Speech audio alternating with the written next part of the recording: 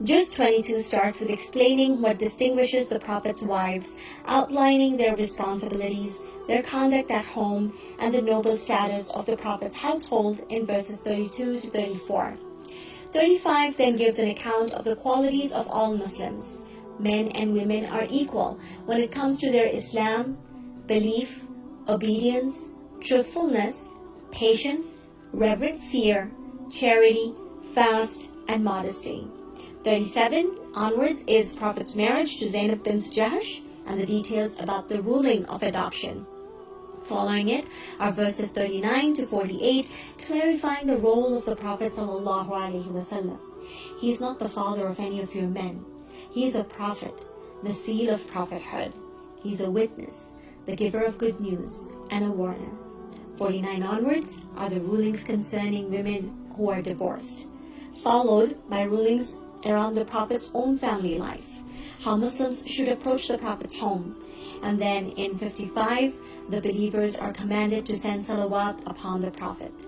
59 is a general command of hijab, and 60 to 73 is a warning to the hypocrites, concluding with people's questions about the last hour when the day of judgment arrives.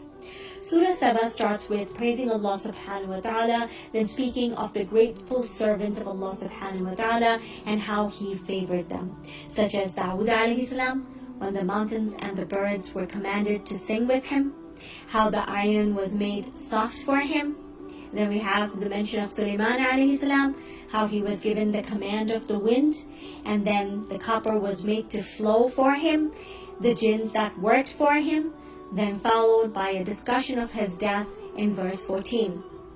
15 to 21 is the story of the people of Sheba, who because of their ingratitude met a miserable fate, except the ones who believed from amongst them.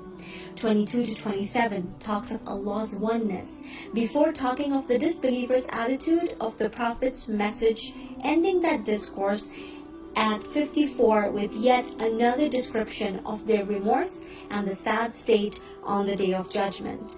Surah Fatir is again an invitation to the Tawheed of Allah subhanahu wa ta'ala, followed by comforting the Prophet when his people called him a liar. In a way to appeal to the disbeliever, he is invited to reflect upon his own creation, how he was created from dust, then from a drop, then made into pairs of male and female. If that's not enough, let him reflect into the night and day phenomena in the universe, or the sweet and the salty water of the seas. Then questioning the theology of idol worship before inviting him to look at the fate of the earlier disbelieving communities. The surah concludes at 45 with a reminder of the forbearance of Allah subhanahu wa ta'ala. The disbeliever rejects and denies, yet Allah subhanahu wa ta'ala gives him time until his appointed term. Next, 27 verses of Yasin conclude this juz, speaking of the truth of the Quran, then describing the psychological state of the disbeliever who has the chain around his neck, the cover over his eye, and therefore a barrier that separates him from guidance. Illustrating this sad state is an example of a disbelieving community that received not one, not two, but 3 messengers. Still, they disbelieved, except one.